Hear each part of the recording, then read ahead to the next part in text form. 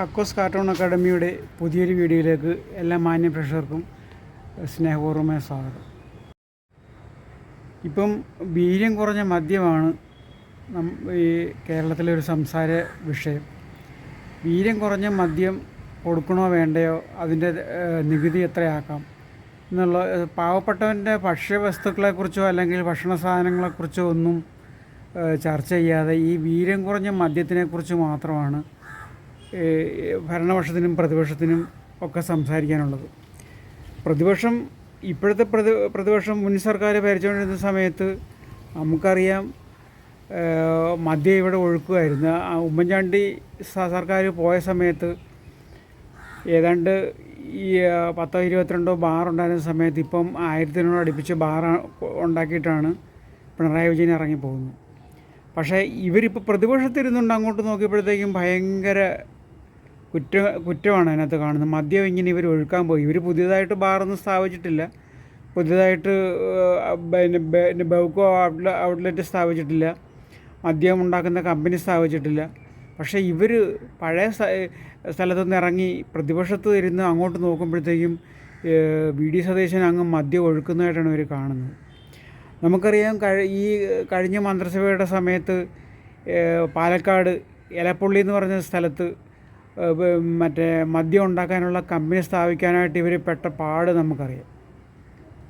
എന്തെല്ലാം ന്യായീകരണങ്ങളാണ് ഇവർ ഉന്നയിച്ചതെന്നറിയോ? കേരളത്തിന് വേണ്ടത്ര മദ്യം, അതായത് കേരളം മദ്യ ഉൽപ്പാദനത്തിൽ സ്വയം പര്യാപ്തത കൈവരിക്കാൻ വേണ്ടിയിട്ട് ഇവർ കൊണ്ടുവരുന്ന സാധനമാണ്.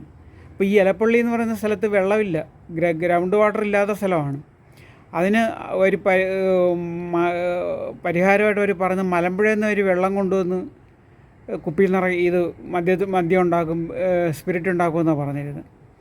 അങ്ങനെ മാക്സിമം ശ്രമിച്ചു. ഈ ഇപ്പോഴത്തെ ഭയങ്കര ഈ മറ്റേ പൂവും പൂക്കലും ഇല്ലാതെ ഇപ്പോഴത്തെ മദ്യത്തിനെതിരെ തുള്ളുന്ന രാജീവടക്കം രാജീവും രാജേഷും അടക്കം എല്ലാവരും മറ്റേ ചാനലുകളിലൊക്കെ വന്നിരുന്ന് ഭയങ്കര ന്യായീകരണമായിരുന്നു. അതായത് ഡൽഹിയിലെ ആം ആദ്മി പാർട്ടിയുമായിട്ട് ഈ മദ്യ അഴിമതി കേസിൽ ബ്ലാക്ക് ലിസ്റ്റിൽപ്പെടുത്തിയ കമ്പനിയാണത്, ഒയാസിസ് കമ്പനി.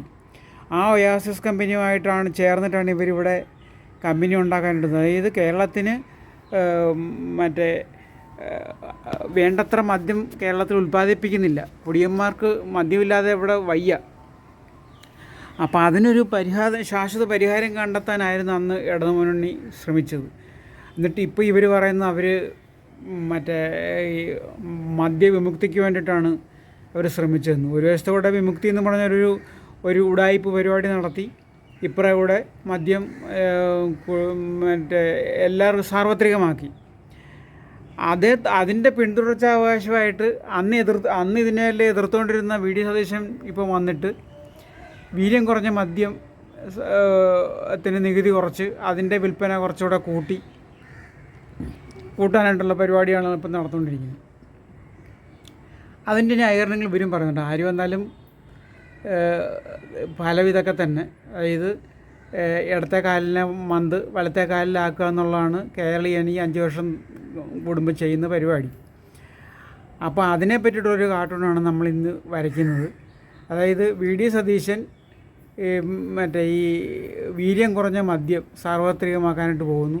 ഇവരും അവരുടെ വിമുക്തിയുടെ അതേ സ്റ്റൈലിൽ ഇവർ രമേശ് ചെന്നിത്തല തൂഫാൻ എന്നും പറഞ്ഞ് ഈ ലഹരിക്കെതിരെയുള്ള പരിപാടി നടത്തുന്നുണ്ട്. അതൊരു പക്ഷേ ലഹരി കുറഞ്ഞ മദ്യം വീര്യം കുറഞ്ഞ മദ്യം എത്തിക്കാനായിട്ടുള്ള സതീശൻ്റെ ഭഗീരഥ പ്രയത്നം, ലഹരി ഇല്ലാതാക്കാനുള്ള രമേശ് ചെന്നിത്തലയുടെ ഭഗീരഥ പ്രയത്നം, ഇത് രണ്ടും കൂടെ ചേർന്നിട്ടുള്ള ഒരു കാർട്ടൂണാണ് ഇന്ന് വരയ്ക്കുന്നത്. എല്ലാ മാന്യ പ്രേക്ഷകർക്കും ഒരിക്കൽ കൂടി ഈ വീഡിയോയിലേക്ക് സ്നേഹപൂർവ്വമായ സ്വാഗതം. നമുക്ക് വരയിലോട്ട് കിടക്കാം.